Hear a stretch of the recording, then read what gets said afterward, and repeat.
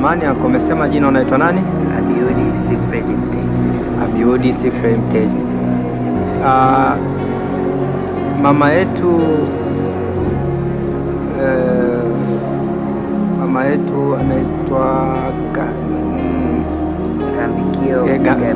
Gambikio Gabriel Nko. Kwanza ni mwenyeji wa wapi? Bibi yangu ni mwenyeji wa Arusha. Mwenyeji wa Arusha. Okay. Arusha maeneo gani? Maeneo ya Urisho, kabila la Wameru. Okay. Safi sana. Wewe ni mjukuu wa ngapi kwa bibi? Mimi ni mjukuu wa 5. Wa 5. Kufuatia mtiririko wa watoto waliozaa na watoto waliozaa. Okay. Bibi ameacha watoto wangapi? Bibi ameacha watoto 4. 4. Wote wanawake. Wote wanawake. Oh, Mungu amweke mahali pema peponi. Akubahatika kupata mtoto wa kiume? Akubahatika. Mtoto wake wa kwanza anaitwa nani? Mtoto wake wa kwanza anaitwa Lilian Shaw. Lilian Shaw. Na wa pili? Elizabeth Gabriel Nko. Na wa tatu? Neema Gabriel Nko. Na wa 4? Erika Sambo. Na wa 5? Hakuna. Okay. Niliuliza kwa makusudi ili mradi kujua, je, kutokea tatizo au tukio lililotokea, je, utakuwa upo create, ina maana kwamba alija kuaffect kidogo kwa hiki kilichotokea? Tukio hili kusema kweli limeniaffect kwa pande mkubwa sana kisaikolojia.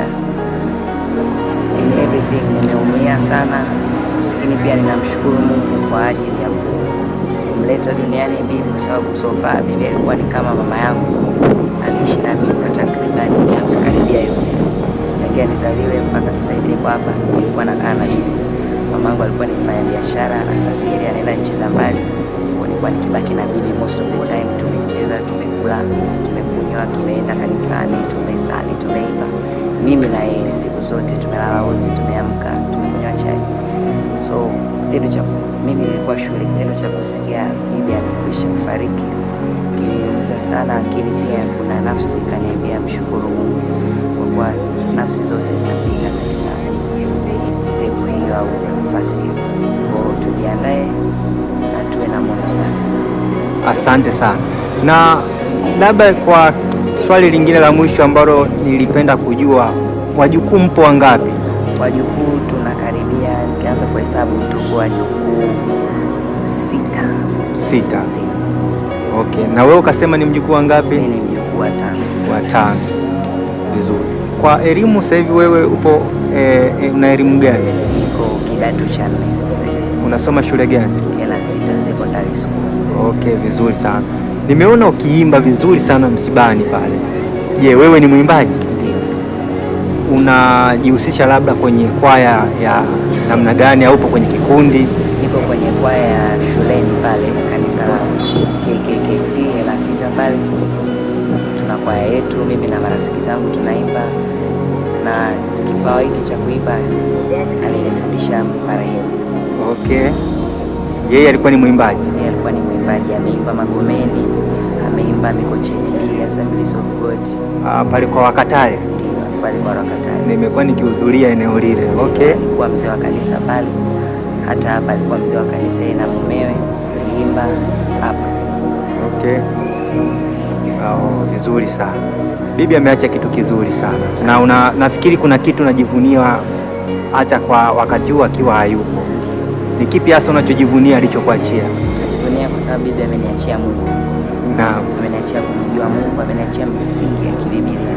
Ameniachia kuona jinsi binadamu anavyotakiwa kuishi na mwisho wake jinsi unavyotakiwa kuwa. Kwamba tumtegemee Mungu, tuamkapo, tulalapo, tuinamapo, tusimamapo, tukulapo, tulalapo, tukosapo chakula, kwenye magumu, kwenye raha, kwenye shida, kwenye tabu, sisi tuwe pamoja na Mungu. Safi sana. Bwana, nashukuru sana.